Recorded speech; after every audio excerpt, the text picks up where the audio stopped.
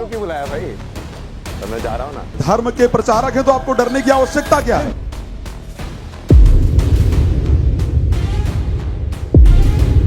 ये न्यूज वाले ना ये फिर से चालू करने की कोशिश कर रहे हैं, इसलिए मैंने लाइव किया था तुम्हारे साथ। आई मीन सीरियसली, ये मेन स्ट्रीम मीडिया है भैया? क्या हो गया आपको? आपके पास दर्शकों को दिखाने के लिए कुछ नहीं है? आईआईटी बाबा, बस एक ही विषय बचा है। अरे भाई, वो सोशल मीडिया की पैदाइश है, उसे सोशल मीडिया तक ही रहने दो। आप तो बहुत बड़े बड़े चैनल हो, बड़ी बड़ी तनख्वाह वाले पत्रकार नौकरी पर रखते हो, फिर क्या आपके सैलरीड पत्रकारों के पास देश को दिखाने के लिए कोई कंटेंट नहीं है? क्यों आपको अभय सिंह उर्फ आईआईटी बाबा को दिखाना है? क्यों आपको उसके साथ इंटरव्यू करना है? क्यों आपको उसके साथ शोज करने हैं? जब आपको लगता है कि भाई यह आदमी ठीक नहीं है, मानसिक बीमार है, नशा करता है, ड्रग्स लेता है, तो फिर आप उसके पीछे पड़े क्यों हो? उसने कोई ऐसा पाप तो नहीं कर दिया या कोई अपराध तो नहीं कर दिया ना? बात तो आपके धर्म की कर रहा है, खुद को महादेव का ही भक्त बता रहा है, ओसामा बिन लादेन का भक्त तो नहीं बता रहा ना, या सद्दाम हुसैन का चेला या फॉलोवर तो नहीं बता रहा। जब आपको इस व्यक्ति से इतनी दिक्कत है तो फिर आपके कैमरे की भूख आईआईटी बाबा से ही क्यों मिट रही है भैया?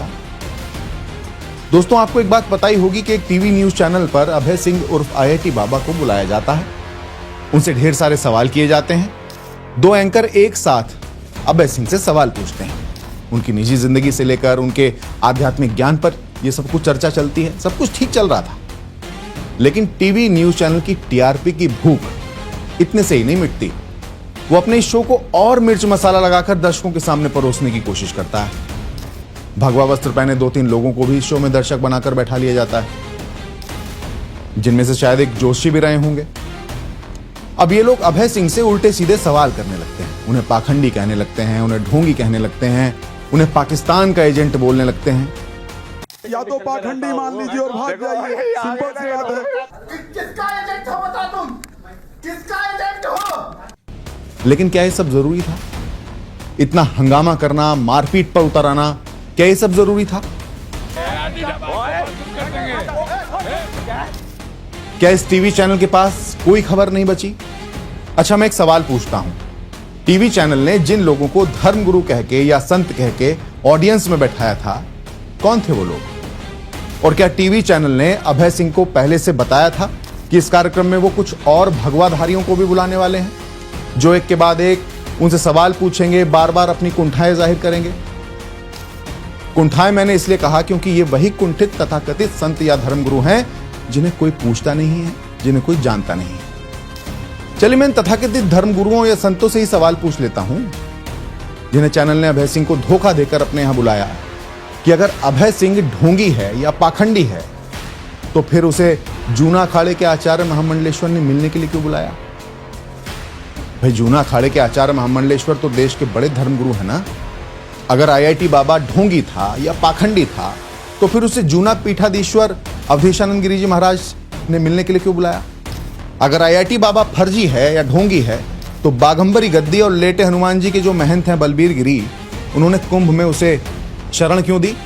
अगर आईआईटी बाबा फर्जी है, ढोंगी है, तो रितेश्वर महाराज अपने साथ लेकर उसे क्यों टहल रहे हैं?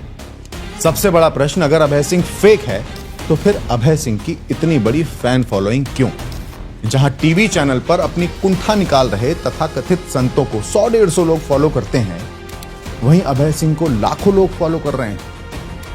क्यों अभय सिंह की बातों से लोग कनेक्ट कर रहे हैं? अब अगर मैं इसे कुंठा, जलन, फुकन ये सब ना कहूं तो फिर और क्या कहूं? जो कई लोग कई वर्षों में हासिल ना कर पाए, वो अभय सिंह ने कुछ दिन के भीतर हासिल कर लिया। अरे, कभी फकीरी को समझने की कोशिश की है? क्या है फकीरी, इस बात को जानना चाहा है? अरे, फकीरी इस झोले को कहते हैं जिसे अभय सिंह अपने साथ लेकर चलता है। माना चरसी है, बीड़ी पीता है, सिगरेट पीता है, तो क्या कुंभ में धूने और मणियों पर बैठे नागा साधु बिना चिलम के अपनी साधना कर रहे थे? अगर चिलम पीने वाला आईआईटी बाबा गलत है तो फिर तो सारे नागा, अघोरी, साधक सब गलत हैं जो चिलम पीते हैं, बीड़ी पीते हैं। ये दोहरा चरित्र तो नहीं चलेगा भाई। दोस्तों, अभय सिंह की फकीरी को मैंने देखा है। हाँ, ये बात सच है कि उसकी बहुत सी बातें कंफ्यूजिंग होती हैं, धारा प्रवाह में वो कुछ भी बोलता है। वो कभी कह देगा कि जन्म देने वाली माँ माँ नहीं है वो तो एक मोह है। अब आपका मन का जो शरीर है वो तो बहुत पुनर्जन्म लेके आया है। अब उसकी तो वो माँ नहीं है, तो उसकी एक दूसरी माँ होंगी। कभी कह देगा कि नागा साधु जितने भी हैं वो भौतिक रूप से नागा हैं, अंदर से आज भी वो ढके हुए हैं। कभी सारे धर्मगुरुओं पर भी सवाल उठा देगा। लेकिन फकीर तो है ये आदमी जिसके ना रहने का कोई ठिकाना है, ना खाने का कोई ठिकाना है, ना पैसे का कोई ठिकाना है। एक झोले में अपनी पूरी दुनिया लेकर चलने वाले अभय सिंह की प्रसिद्धि से जल गए बहुत सारे लोग।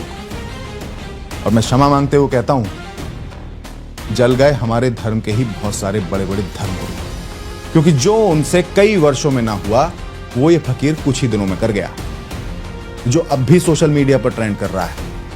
देश भर के पॉडकास्टर अभय सिंह के साथ पॉडकास्ट करना चाहते हैं। मैंने भी किया और सबसे पहले किया, और लाखों लोगों ने देखा भी। मेरा प्रश्न पूछने का अंदाज कुछ लोगों को अखरा भी। अभय सिंह के चाहने वालों ने मुझे खूब खरी खोटी कमेंट सेक्शन में सुनाई, लेकिन मेरे स्टूडियो में अभय सिंह के साथ कोई बदतमीजी नहीं हुई, कोई अभद्रता नहीं हुई। अभय सिंह मेरे महाकुंभ के स्टूडियो में एक मेहमान के नाते आए थे और मैंने एक पत्रकार के नाते उनसे सवाल पूछे। आपको लोग कह रहे हैं थोड़ा सा दिमाग से खिसका हुआ है ये आदमी, ऐसी ऐसी बातें कर रहे हैं, लेकिन ये मेरे शब्द नहीं है, ये लोगों के शब्द हैं। उनकी सिर्फ जबान मेरी है। और वो सवाल भी मेरे नहीं थे, लोगों के थे, जो कि अभय सिंह के खुद के वीडियोस पर लोगों ने कमेंट सेक्शन में पूछ रखे थे। जहां तक मैं समझता हूं, अभय सिंह उर्फ IIT बाबा के साथ उस टीवी चैनल की ये बहुत छोटी और बहुत छिछली हरकत है।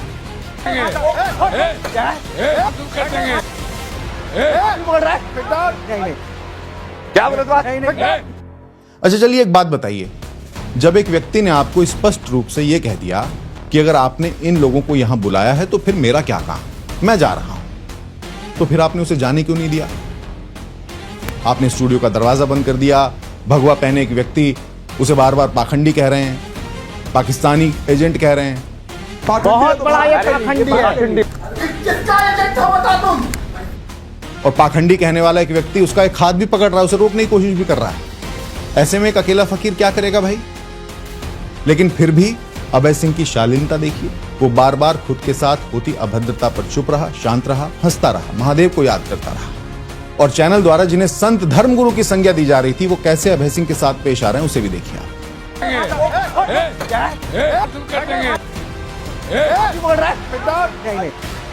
क्या बोल रहा? साफ पता चल रहा है कि ये लोग संत के चोले में कोई और है। संत स्वभाव ऐसा नहीं हो सकता, संत कभी इतना अग्रेसिव नहीं हो सकता, संत कभी कुंठित नहीं हो सकता। एक साधक का व्यवहार ही उसकी पहचान होती है। यहां आप अंतर खुद करिए। इन दोनों व्यवहारों में कौन गलत कौन ठीक, आप खुद समझने की कोशिश करिए। एक बात और स्पष्ट कर दूं, मेरी अभय सिंह IIT बाबा से कोई बातचीत नहीं होती है, और ना मैं यहां उसकी कोई ब्रांडिंग कर रहा हूं, ना मैंने ये वीडियो उसका फेवर लेने के लिए बनाया। मुझे बस आपको एक टीवी चैनल का छल दिखाना था, उसकी TRP की भूख दिखानी, और बताना था कि कैसे चिल्लम चिल्ली को कैमरे के सामने रिकॉर्ड कर सनसनीखेज बनाया जाता है, कैसे किसी की व्यक्ति की इज्जत उछालकर सस्ती लोकप्रियता हासिल करने की कोशिश की जाती है। मेरा हालांकि उस चैनल से भी कोई व्यक्तिगत बैर नहीं है। कोई कह रहा था कि आखिर अभय सिंह ने पाकिस्तान के जीतने की भविष्यवाणी क्यों की? अरे यार, इस भारत में लाखों ज्योतिष प्रतिदिन लाखों भविष्यवाणी करते हैं, जिनमें से 99% सच नहीं होती। तो क्या आप सारे ज्योतिषियों को फांसी पर चढ़ा देंगे? क्या इससे पहले भारत के मैच हारने की भविष्यवाणियां नहीं की गई? कितने लोगों को पाकिस्तान के एजेंट का तमगा दिया गया? कितने लोगों के टीवी चैनल की डिबेट में कपड़े फाड़े गए? एक अकेले व्यक्ति को, जिसका सारा संसार एक झोले में बंद हो, उसे आप एक स्टूडियो में भेड़ियों के झुंड की तरह घेर लोगे, और वो व्यक्ति फिर भी अपनी आत्मरक्षा में सिर्फ पुलिस कंप्लेंट की बात करता रहे, जिसे चैनल IIT बाबा की धमकी बताकर प्रोमो में चलाए। IIT बाबा बौखलाए, धमकी पर उतर आए। आप वहाँ पे कॉल कर रहा हूँ यहाँ पे ना, मैं FIR लॉन्च कर रहा हूँ। ये तो नाइंसाफी है। खैर, फैसला आपको करना है। और अगर किसी टीवी चैनल का कोई मालिक या सुपर बॉस मेरा ये वीडियो देख रहे हूं, तो भैया अपने सैलरीड पत्रकारों से कहो कि कुछ काम करें। ये सोशल मीडिया की सनसनियों से चैनल नहीं चला करते। फिर तो खुद को आप भी यूट्यूबर कहलवाना शुरू कर दीजिए। दोस्तों, हमारे यहां धर्म के नाम पर बड़े आडंबर होते हैं, बड़े बड़े धर्म के ठेकेदार भी हैं, लेकिन हमें किसे फॉलो करना है, किसकी बातों को सुनना है, किसके बताए रास्ते पर चलना है, ये तो हमारा खुद का निर्णय होगा। इसे हम पर कोई थोप नहीं सकता। गुरु बनाना हमारा अधिकार है, किसे बनाना है यह हम स्वयं तय करेंगे। इससे जरूरी नहीं कि जिसे कोई टीवी चैनल धर्म गुरु कहे वो वाकई धर्म गुरु हो भी। व्यक्ति का व्यवहार उसके चरित्र की और उसकी फितरत की पहचान होता है, खासकर संत की मैं बात कर रहा हूं। इसलिए पानी पियो छानकर, गुरु बनाओ जानकर, बाकी इच्छा आपकी। नमस्ते।